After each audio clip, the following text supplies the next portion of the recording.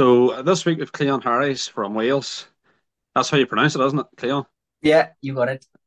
There you are. Right, tell us the crack. What's long have you been at dogs? Where are you from? I'm from Crymych, which is in North Pembrokeshire, West Wales. My dad's got a sheep farm, so I've been brought up around sheep all my life, really. So I've always been into sheep. Yeah. And what sort of sheep is it you're working with? Or South Country Shepherds we have now. Yeah. Yeah. yeah, My dad had Welsh Mountain sheep years ago, but then we mhm, changed to Shepherds then. Yeah. So do yeah. well. And are you breeding them pure or? Yes, all pure now. We used to cross them with the Bluefist Leicester for the mules, but Mhm. they're all kept pure now just to keep things a bit more simple.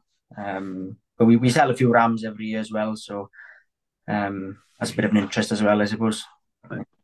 And are they getting more popular in Wales, or are you the only ones really that's done it, or what way is it? I suppose up like Brecon, Senny Bridge way, they've got the Brecon Cheviots, Hmm. which are it's like a South Country Cheviot originated breed, really. I think they are a bit different to the South Countries, but they use South Country Cheviot rams on their use quite often as well, I think. Yeah. Yeah, no, fair enough, fair enough. Uh, right, outside of dogs and farming, is there anything you're into at all, or is it just dogs you're stuck at? Where dogs, obviously, in the where the sheep, I suppose. Big interest in sheep and the breeding rams, as I said. I used to play a bit of rugby when I was in school, so I still follow the rugby. I was a bit too close for comfort last week. Yeah, I yeah, wasn't enjoying it. quite a good game actually, isn't it, for a change? Aye, Yeah, it was just a wee bit too close for comfort. I think there yeah, was a lot of Irish ones yeah, starting yeah. to worry. So they No. were. But right then, whenever you started dogs, what age were you? How did you get into them? Who started you? Who helped you? I was 11 years old when I had my first puppy. 'Cause my dad had dogs, farm dogs. He was quite interested with the pedigree and all that, but he never competed at trials or anything. He lost his bitch, so I had a pup of my mum when I was 11 years old. Unregistered bitch she was. So I just trained her. She was never going to make a trial dog, so I just trained her. Then I thought I'd like to have a registered dog, and I thought about maybe trialing. So I had another bitch then when I was probably about 12, 13 years old, probably. I had Hmm. another bitch called Bess. I trained her up then and actually went to a local trial then to help out taking sheep off with Hmm. this little bitch. She was only about 13, 14 months at the time. Um, then I had to go at the end of the day then. Yeah. And to be fair, all the Pembrokeshire handlers were there and they managed to rope me in to compete at the nurseries that winter then. So it Yes. all started from there, really. Yeah. No, fair enough. And did you continue on that breeding line with her, or what way? What's your breeding line now like? Yes, more or less. Bess was the first bitch I had. She was a daughter of Aled Roy, and Hmm. her mother was Groesfine Jess. She was a daughter of Aled Mac Hmm. and a bitch called Kate with Glennie Evans. Um, Right. so then I had another pup then off off Glennie's then the next one, and she was actually like a three-quarter sister to Bess. Hmm. She was called Groesfine Jet. So she was a daughter of Aled Roy again, but her mother was Kate, so Bess's grandmother. Yes. So then Jet, then she's the start of my line really. Then obviously she's the mother of Sally Fly and them. So They had on the. She's sort of bred all right, that bitch, I suppose, isn't she? Aye. yeah, she did to be fair. Yeah, she was a good breeding fish. Yeah, yeah, If you had a knew how she was going to breed, you could have asked a wee bit more for the pups than if you were selling originally. yeah, probably. Yeah, yeah. So there was in that litter, there was your fly, there was Key. Was there any other dogs in the litter too? Or? Yes, well, I kept three myself. I had another dog and a bitch called Gwen, and a dog called Jim. I Mhm. sold them at the Bala sheepdog sale when they were quite young actually. They were probably only about 14 months or something. Yeah. Um, then obviously there was Key, and then because Aaron Games had Key then off me. Then I think Ross had a bitch. And I think there might have been one other one then. Did I think Ross had that one as well then? Yeah. Oh, I know there was So another one again. Paul Roberts bought one off me called Roy. mhm. I think he's out in Belgium now. I think with. Eric Groot, is it? I think. Yes, Yeah, yes, yeah. okay. That's another dog then. Yeah, yeah. So your Fly was in the Supreme, wasn't she? She was on the team anyway. She Yeah, was in she was in the team twice then, 2019 and 2022 then. And she was in the Supreme then in 2022 then. Yeah. so two pups are that letter in the Supreme. Like it's Yeah, not a bad yeah. record there to be No, having. it was a good litter actually. Yeah, it was. Yeah, yeah, yeah. And did you go again at that letter or what way? Yes, yes. We well, I actually put another dog to Jet in between, but then I tried Roy under again. Um, I think there was only one tidy one then. The rest went as good. Like no, so Yeah. the repeat mating wasn't anywhere near as good as the first litter. No. Funny, I have a friend there in work and he big into Labradors, like he's won a pile of championships throughout the UK and whatever. He was saying that he says a lot of dog men will say don't go have a repeat meeting. He says they're never the same. And he says I Yeah, don't know why that would be. He says it doesn't make sense why that would be the case, but yeah. A he lot of reckoned people that say was a it. Yeah, I aye. get that as well. But I think it was worth a try. I had to do it. Like, Oh, but but sure, yeah, or some said you should probably use another dog in between. But yeah. I don't know if that helps. But I had to try it again. He had mentioned that he had said about using one in between, but as he was saying to me, he says it doesn't make any logical sense as to why that would be the case. But No, aye, like genetics wise, it's the same, isn't it? But then yeah, I have seen good dogs that are repeat matings, mind. I'm sure. I think Diol, isn't it? I think he was a repeat mating pup. I think. yes. There's been some good ones again, but then you do see some people that they never do it again. Like, yeah, Aye. No, it's hard to live up to the standard. That's the problem of whenever there yeah, is a pretty good one. yeah. But right, how many times have you been on the team then? And how many times have you been in the Supreme? 4 times in the Welsh team then, and twice in the Supreme then. Yeah. Aye, so good old statistic there. 2 out of 4, like you're Well, you've had enough. And is that with Fly once and Jock once or yeah, in the Supreme then, yeah, one each then, yeah, and I've been in the right, team with Fly twice and Jock twice then. right. Yeah, Uh well Jock then that's a son off Fly, isn't it? yeah, that's enough Or Fly and Ricky's Jock then. Yeah. yes. Mhm. So that's the next question then. I'm assuming them two are probably the best two dogs you've ever had. Yes, probably. And I've got a son of Jock called Tavy Taff. Aye. He's 4.5 year old now. He's probably just as good as them two, really. So I Yeah. see them. Although he hasn't really done anything big with me, but he's probably just as good as them two, really. Yeah, they're all a bit different though, the three of them. But I Aye. I couldn't really choose between them. Um, Probably Fly looked good though, didn't she? She always it was a job not to like Fly. She was very eye Aye. catching as well, and yeah, No, funny the Jock dog. That's my sort of a dog. I like that wee bit of a model on a dog. Like he looks he's a yeah, nice yeah. looker. I would have thought like, but I didn't like the mottle before, but then no. I had Jock, then I started liking it. All right, no. Funny, I'd be friendly with a man. Used to be the Irish president forever years ago, Eric Barfoot, and we were saying about. I remember I was only maybe starting out, like, and I wanted like a certain type of a dog. And he always said to me, he says, "Forget about that." He says, "Remember," he says, "a good horse is never a bad color." And it's Yeah, the same that's with true. the dog. He says, Yeah, if it's the right yeah, dog, if you have a dog getting you onto the team, yeah. somebody says, "I'm going to sell you this dog. It's going to make a team." You're not going to ask, "Oh, what color is it?" Like you're, No, no. If it's a good one, it's a good one, isn't it? aye, Yeah. so you're happy enough. So, what age are you now? Then you're not too old. Like what? I'm 29 now. Yeah, just in. 29. Yeah. And Supreme 4 times. Like I so you're Well, all no, right. so Like. well, the Supreme twice then, and the team 4 times, and yeah, yeah, Yes. yeah. No, fair enough. And there seems to be a group of like young handlers out there that in Wales that are there's like yourself, Arwen Davies, there's Dewey Jenkins, the Games brothers. Yeah, Like yeah, and you're all sort of hitting that top level. Like so, a bit of yeah. There's a competition. lot. Yeah, it's quite good actually. There's a lot of us around the similar age, really. Aye. In our late teens and 20s, early 30s. There's a lot of us, and Mm-hmm. it's just good. It's nice to see. Aye. And that's standard too. That's the thing. Like you can't have an off day. Like you have to be at the races, or you're you're not going to Yeah, feature. you just have to get better and try and get better all the time. And yeah, No, fair enough. Well, what would you think then is for you personally? What's your biggest achievement so far in the dog world? probably winning the qualifying at York with Fly. Then the qualifying for the international, winning that and being fifth in the Supreme that year as well. That's probably my biggest achievement, I'd say. Yeah. Yeah, yeah. No, and with regards to trials throughout the year, I like to ask this question because a lot of people now sort of travel to different countries. Maybe they go for a week's holiday and they might take the dogs with them or whatever. So people listening here, maybe the Scottish handlers, what course they like, or Welsh, what they like. So for you personally, what sort of open course in Wales would you like? If you're attending one every year, you want to be going to it, like? Last 2 years now, I've been to the Berwyn Trial with Glyn Jones.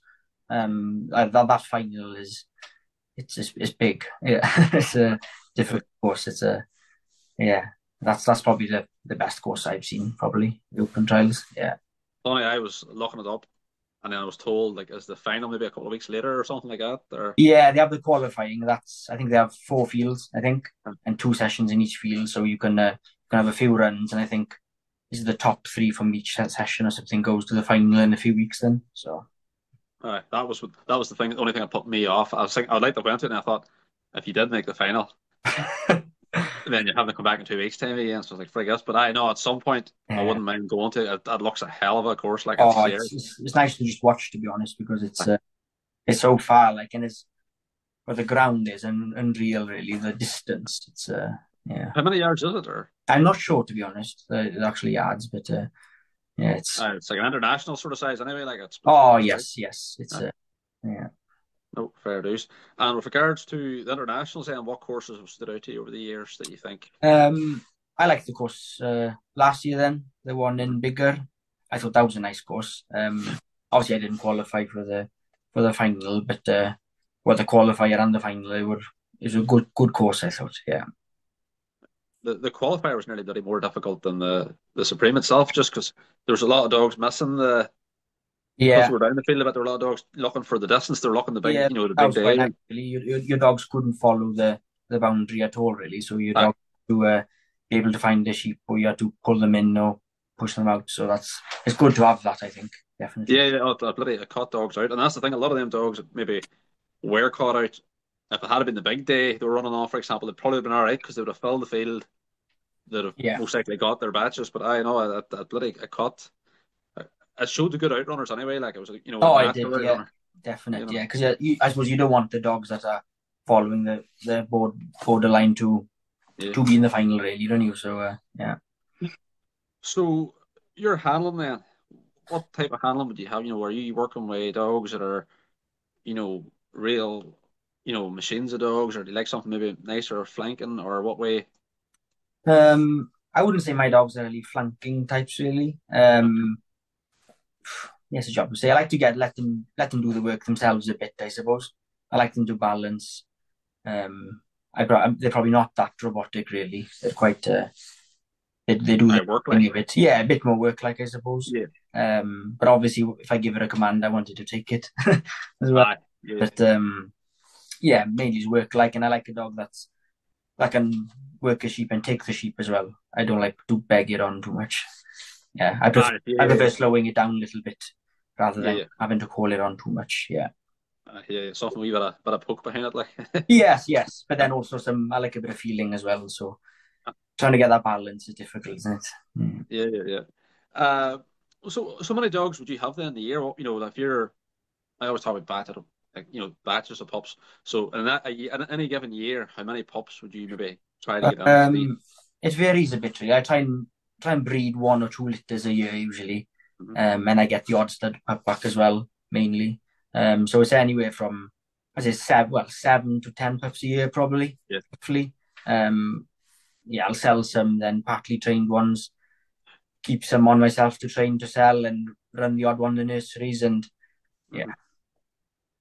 No, it's plenty to 7. Like whenever you get at them, like it's it's a lot of work. Like it is. It's hard to find the time. Yeah. So with regards to judging, then, is there anything in particular? Whenever you're watching a run that you think, obviously you want everything done right, but is there anything in particular you think, right, this is an area I don't think's done right often enough, and I'm really going to nail it? No, there's nothing too particular, really. I suppose I don't like dogs like flying off too much and being too far away from the sheep and not being able to get the sheep going. I like a dog being in contact then. But I suppose that should be judged anyway, I suppose. But I do like the type of dog that can work behind the sheep.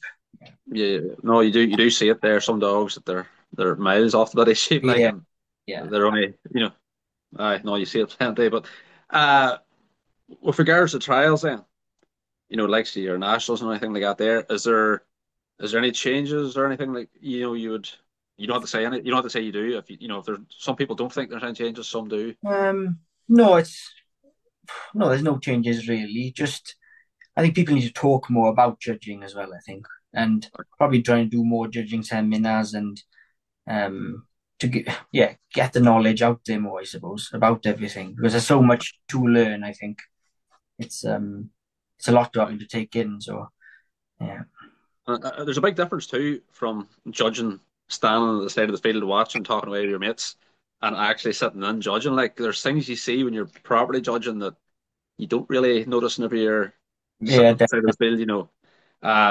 And the funny thing is, there's fellas I'd be friendly with over here. Uh, you maybe mentioned about trial and such as I wouldn't know what to do. You're thinking like, you're getting placed in open trials regular enough. Like you have a fair yeah, idea what you're doing, but it's yeah. nearly an excuse to get out of judging. Like a lot of people, they don't want to be in that No, position. no, I know, yeah, but everyone has to do it really. If you get asked, Yeah, and it's good for you as a handler. I've learned a lot by judging a bit. I've judged a bit more the last couple of years now, and it's definitely something you think more about what you're trying to do. Then I think it's yeah. usually people do the same mistakes, and you see some top handler coming on, and he won't do that mistake. It's little things like that. It's just That's that saying you always hear about somebody. They're always getting good shape. There's a yeah, reason. There's a reason they're always getting good shape. yeah, there usually is. Yeah, yeah. They so you were saying you'd keep in maybe you breed a couple of litters, you keep in a stud pup. Do you maybe buy a pup or anything like that, or Sometimes, not often, really. your own breeding you like to stick with? Like, Yeah, but even the pups I buy, I sort of brought back my own breeding mainly hmm lately now. Yeah, I haven't actually tried different breeding lately now, but right. Oh, fair enough, fair enough. So you've a bit of jock then in the lines. What else? You've followed on then from back far. You've got a jock. Is there what else is there in your breeding lines? um, but behind my bitches, you mean? Yeah. Well, I suppose there's Ross Games' Roy is the father of Fly. Yes. He's obviously son of Pennant Williams' Sweep. hmm He's a good dog, I thought. Um, yeah, then I suppose they all go back to like Glyn Howell's dogs. Then I suppose. hmm But well, a lot of dogs go back to them lines now, I suppose. Um, No, no, fair enough. And for a newcomer coming into sport, then, like whenever you were starting out, was there anybody give you any advice that really stood by you? You think, or Not really. Just a lot of different people. Really, I had nobody particular to help me. A lot of people helped me. I did lessons off a lot of people and talked to a lot of people in trials and people kind enough to give me advice. And yeah, it's good to just talk to people. I think and ask questions. And most people are willing to help you. Um, and try and be as open minded, isn't it? You have to be open minded to different ideas and different ways of doing things, maybe. yeah, yeah. And do you find now you've had the success you've had as helpful with their advice whenever you ask them? Well, yeah, sometimes, yeah, yeah. Mm. They don't want to be giving you too very much. Yeah, no. So Wales obviously a hotbed for trialing. Like, what three handlers would have stood out to you? Like you're only 20 years saying it. Is there three handlers in them 20 years that really have stood out to you that when you go to an international, you love to see them running? Like not necessarily Wales, could be anywhere. Well, I suppose you've got Aled. Mhm. He stands out. He's obviously won the Supreme a few times and he's won the world. He's obviously one of the best, isn't he? Yeah, Obviously Kevin is another one. He's just something else, isn't he? yeah. Yeah, and I like Ricky Hutchinson as well. I like his style of handling. Enjoy watching him and his dogs. Uh, yeah, No, that's what whenever I watch Ricky, I sort of think the way he runs his dogs just looks like he's out just doing a bit of work. Like yeah. there's nothing too flash. It's just Yeah, on with the job. Like, yeah. I like his way of doing it. Yeah, definitely. yeah. So that's and in that time, then, is there what sort of three dogs would really stick with you? Um, Well, Priscilla Key. I was thinking on ask that stuff. I was going to I think. shouldn't say that really, but no, for me, she stands out a lot for me. Yeah. Ricky's Jock as well. Mm-hmm. Yeah, I liked him as a dog. I thought he was a dog that could do anything. I think. Yeah. Ross Games Roy as well. I liked him. I thought he was a class of a dog. Yeah, even when Yeah. he was getting older, he was still doing well in these big double fetch courses, and yeah, No, they. You notice that every number of years, there's dogs that maybe breed really, really well. And for a number of years, they get a load of bitches, or there's dogs that likes Ricky's Sweep there, for example, or Brazili Key. There seems to be every 6, 7 years, there's two or three dogs that are just consistently at yeah, that top level. Like, and you pretty yeah, much mentioned that generation yeah, there. yeah. I know. I suppose them dogs are in good hands as well, and they, to be fair, Yeah, they're good handlers and trainers, and they. But obviously, there was something about the dogs because they were obviously very consistent with them, and yeah, aye. But that's the thing too. Like you imagine many dogs out there that are probably better than some of them dogs you mentioned, but they just have the complete wrong handler. Like there's, yeah. There's a lot you of good know, dogs out there. I suppose just they probably I not. don't know, please. They don't suit the handlers, or the handlers don't suit the dog, and yeah. No, no, fair enough. So, right, you're starting to train a young dog. What age do you start them at, or what way does it work for you? Um, well, whenever they're keen enough, really, when they're keen enough and fast enough. So like, it's usually anywhere from maybe 7 months to 12 months, Mhm. depending on the dog, really. But then I say training on the start. I just let them try and get them behind the sheep, just let them balance. I don't really get them to be too far from the sheep. I just let them balance behind them for me to start with. Yeah. Yeah, just walking up and down the field at them, Yeah, making well, tea. yeah. I got a round pen, and Mhm. I got a small paddock that's about half an acre as well. So that's quite good. I can be close enough. Try and get Yeah, the close to start with, and just trying to get around behind them and do a lot of walking backwards to start with, just so the dog gets the idea of me being behind them yeah, yeah. before I put too many commands on them. Then yeah. And do you work whenever you're starting them young dogs off? Do you work with your cheviets, or do you have maybe a training sheep specific for it? Or I got some Hebrideans, but I've also at the moment I've actually got a few Cheviers, but I've obviously done a lot with them with the dogs, and they've come quite good for the pups. So it's yeah, just trying to get good sheep is important to start with. aye, It's yeah, definitely a game changer. Yeah. aye. The Hebrideans, they can get quiet after a while if they do get that too much dogging. Like that's the Oh yeah, they get too quiet nearly then. Yeah, yeah, because I sort of noticed whenever mine going too quiet, you're maybe getting a sure there, and you look at your knee and you think, Jesus, what all these bruises from? And it's yeah. the It's the fucking the horns. horns catching you every time they go past. Like so, they I remember years ago I had Lanarks to train on, and the Yeah, horns were obviously sitting way out wide, like, and I hadn't used them for years, and then I got some again, and then I remembered within a week. I was like, this is the reason I haven't got these. The horns hitting you in the knees all the time, like covered in bruises. yeah, But so you start them that sort of 7, 12 months roughly. yeah. Uh, how long would you be at them then? Really, are you pushing them for nurseries then as soon as possible, or do you maybe just take your time at them, or No, I just take my time with them really. If they're well, if they're ready, they're ready. If they're not, they're not. I won't push them really. Yeah, probably my dogs aren't as that perfect at nursery stage really. They're probably still a bit too tight and just yeah. But I like them to want to do it. uh, I don't like to yeah? make them sour at all. Like no. No, it's funny you should mention that there because I've discussed this a time or two. You're saying that yours maybe aren't just right at the nursery stage, but yet when you go to the opens, your dogs clearly are at the right level. But I've been saying there to a fella or two I'm friends with, like a lot of them top handlers, they're very, very beatable at nursery level. Mm, They just must know the difference of when to push and when to lay back on the dog. yeah, But yeah. yet, once they come out of them nurseries, their dogs that maybe weren't that special. No, no. They take off. Yeah, yeah. That's true. Right. They have a neck, whatever it is they're doing. Mm. You can compete with a nursery level, but once you get into opens like that, Oh, it's a it's different job, then, isn't it? uh, Especially if you get a bigger courses as well. It's just different again, isn't it? yeah. Yeah, And it must be a case of too. You see a lot of people there, and I've judged a nursery or two there, and you're watching it, and there's maybe handlers getting in the dog's case, young dogs maybe, and you're competing with dogs maybe that is a year older than you, and your dog's maybe only 12 months, 16 months, Mm. and you're expecting it to be competing with a dog maybe just coming up on 3. Yeah, yeah. And there's a lot of handlers there. You hear them giving out grief to the dogs, and Oh, it's a lot of pressure on the dogs. It's definitely sometimes too much pressure, but then obviously depends on the dogs. Some dogs probably can take it, and some others aren't ready for it. But I prefer that's the to get funny thing out. you notice though. Them bigger handlers don't maybe seem to pile that pressure on them. No, But they're not, if they miss a gate, they're not. They're not. They obviously like to get it, but they're not. It's not the end of the no. world. Whereas there's some people like they're really going pinpoint focus on that young Oh dog, yeah, and yeah. I say that's the reason. Them top handlers they seem to come out at the opens, and then Mm. them dogs you did see in the nurseries, some of them maybe with good handlers, but not the elite handlers.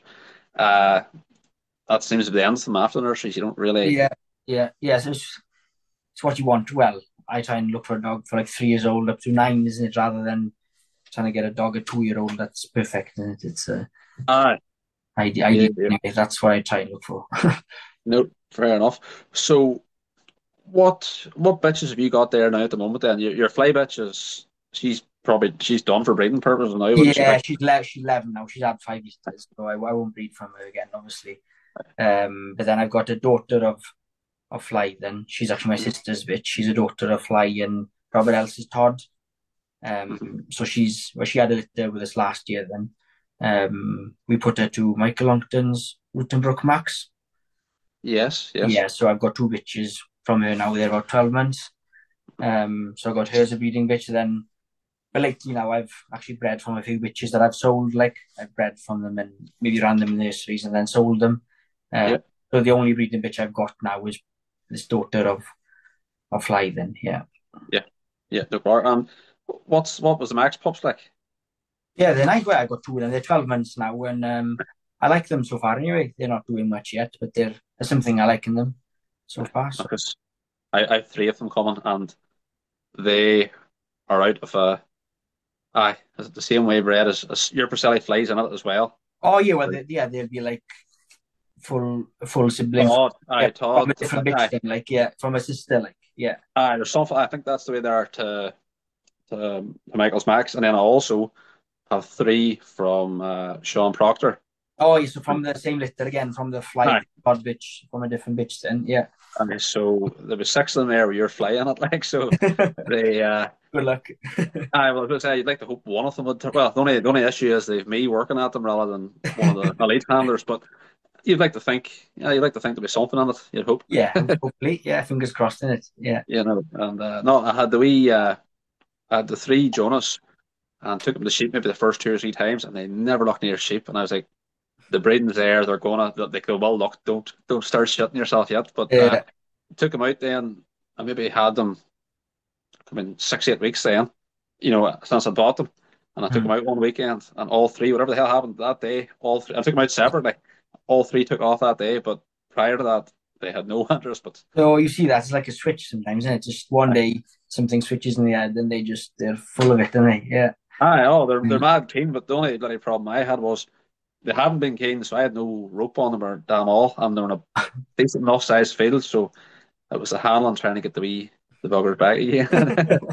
But do you find then as you're breeding, because you do notice in certain lines, maybe some start early, some start late. Would yours be early on the go, or Um, I suppose maybe Fly more. Some of them would be a bit earlier, maybe. But then I Mhm. found maybe from Jock, some have been early and some have been later. I've had a bit more mixed of him, I suppose. But the Fly ones, more of them have been keener earlier with me. Because I was a Fly was quite keen at a young age, like herself. She was mad for sheep when she was about 12 weeks. Yeah, yeah. Um, no? Fair enough.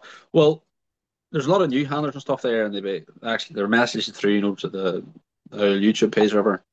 Uh, they like me asking questions that like yourself and other handlers, on a certain area. So I try to pick a certain, whether it be an outrun or a drive or, whatever it may be. Whenever you're teaching the drive, how do you go about that then for someone starting, they're getting a wee bit of an idea? Number of sheep you work on, what way you go about it. just try and get sheep that are willing to go to start with. Mm. You don't want sheep that are too heavy, don't you? Yeah. Um, and trying to tease them into doing it. Don't force them to drive to start with, I think, isn't it? Or even drive them to a corner sometimes because they want to corner them. Yeah. Try that. But some dogs just drive more naturally, I think. Where some dogs just struggle with the idea, but they do get it eventually. But you got to walk with them a lot and keep them confident.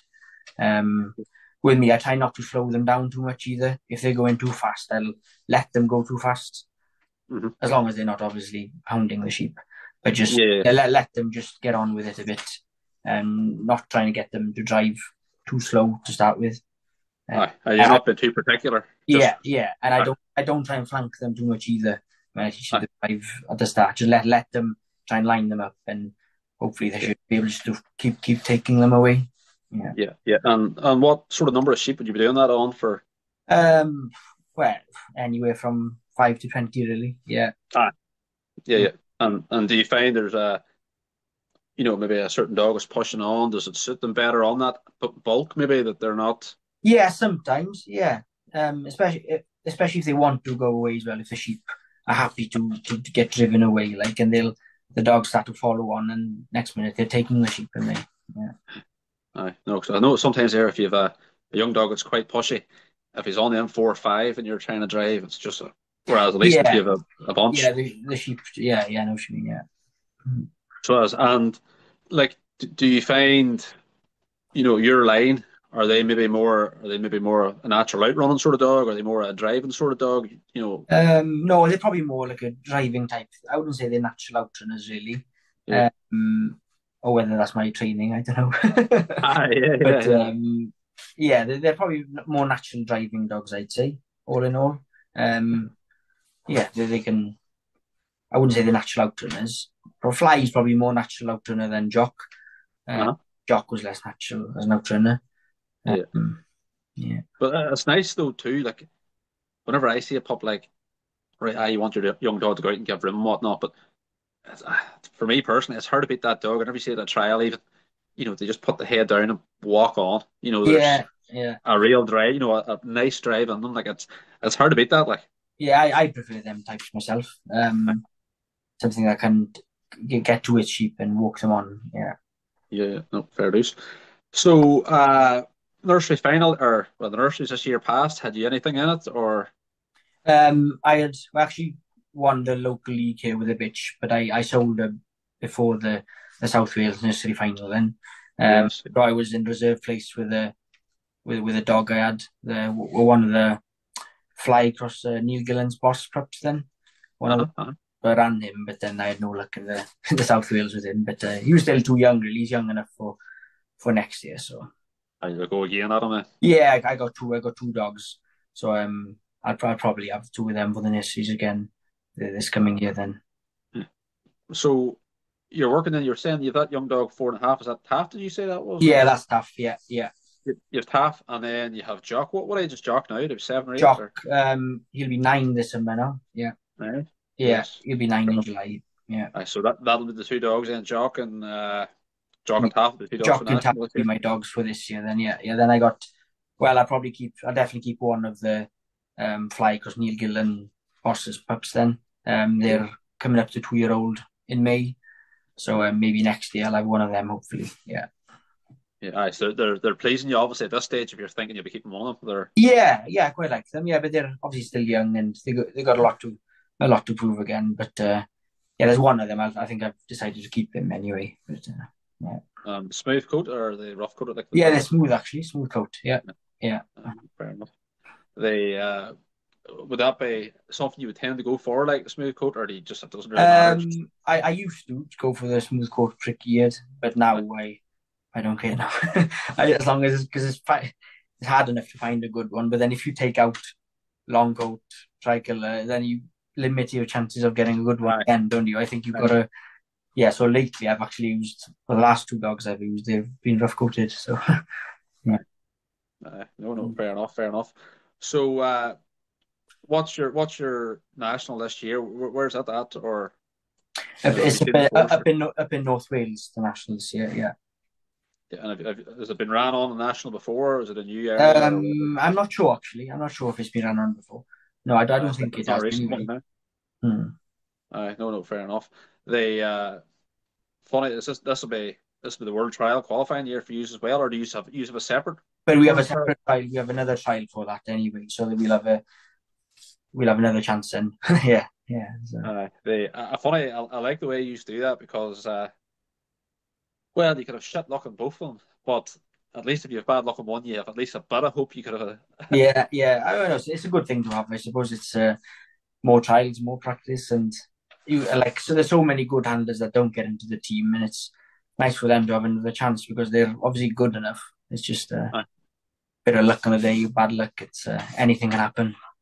And what way do they?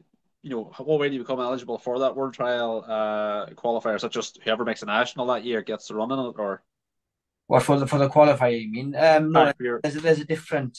I'm not sure if they've decided. I can't remember how much they do. I think it's usually they do it on over 3 days. I think, and it depends how many. Because I think it is a 21 in the team for the. yeah, something. I think Yeah, the judges get a dog each or something, or was there sorry. something about that? Do the judges get a dog each as well, or something? There was Yeah, something like that. I'm not sure about that to be honest. Yeah, so that's obviously just like a totally different trial to the national. So it's a different entry. You have to enter that separate then. Yeah. Aye, no, fair enough, fair enough. No, it was good to get chatting to you there. I don't think I've ever spoke to you personally. Like, so the good thing about doing these is like you see handlers and all on Facebook and international and all. And it's nice to hear their story. Like Yeah, yeah. what they're at and what they're into. You were saying about the sheep and all there. Did you ever do a bit of shearing or do you share? What way do you? Yeah, yeah, done a fair bit of sharing. Been to New Zealand 3 times then. Yeah, so that's Oh, right. been a good experience for me. I went out there it's probably about 8 years ago the first time I went out there.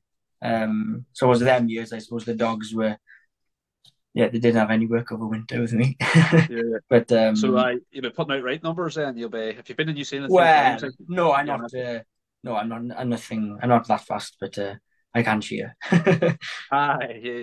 But I know they always sort of say if you've been out to New Zealand, you'll probably be coming home no bother 2 or 3 times that you'll be getting 250, 300 in a day. I think. Oh yes, yeah. Aye, It's a good place to learn. There's so much wool on the sheep, and it's more sheep aye, shearing every day. It's like I suppose doing one season out there is like doing a couple of seasons here.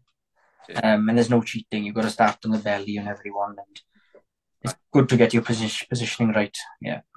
aye. And that's the thing too. Whenever you come home to maybe like saying we later, Welsh sheep on the hills, like they'll be a lot Yeah. easier to fire about and Oh yeah. maybe No clean no bellies. belly wool.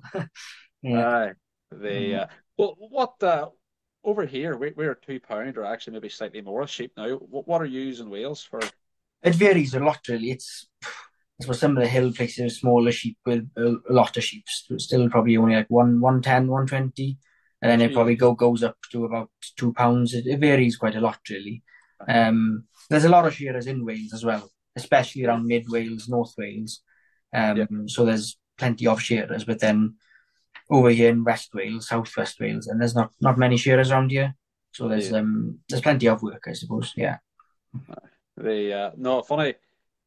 I was hearing that like I'm obviously in Northern Ireland, but in the South Ireland, like they were getting €3. They were getting three Yeah. euro to shear bloody sheep, which is what like maybe what £2.50 or something like Yeah. that, roughly. Yeah. Like, and then you hear obviously in Wales, or throughout England, I've heard of that too, and they're getting maybe 120, 130 a sheep, and you're thinking, but the only thing is, you have the numbers, like over Yeah, I here. suppose we do have the numbers some places, but then there are some smaller places, but then people just charge a bit more per head than on the smaller places. Well, they have to, don't they? Because or they sometimes charge like a setup fee, just to come like just set up the trailer. No, because it's funny, like a lot of ones over here, like there wouldn't be too many places you go where you get a full day's clipping in this country, and so I suppose you have Hmm. to charge a bit more extra because you're up and down and up and down. Yeah, yeah, and when you have to pack up and set up again, it takes a lot of time as well. To be fair. Oh, you can waste a couple of hours between packing up, heading down the road, Yeah, starting up again. you I lose know. a lot of sheep when you have to pack up. Like it's Uh, yeah. no, fair Mm. enough. Right. Thank you very much for your time. I think people will be interested to hear what you have to say. It's always good to hear that everybody's different ideas, and if like you're driving there and whatever, it's good to get everybody's sort of perspective on it. So I think that'll be of help to somebody listening to it anyway. So Thank you very much for your time and good luck at the weekend in the rugby too, Scotland. Yeah, thank you. Cheers. So, all right, cheers. Yeah.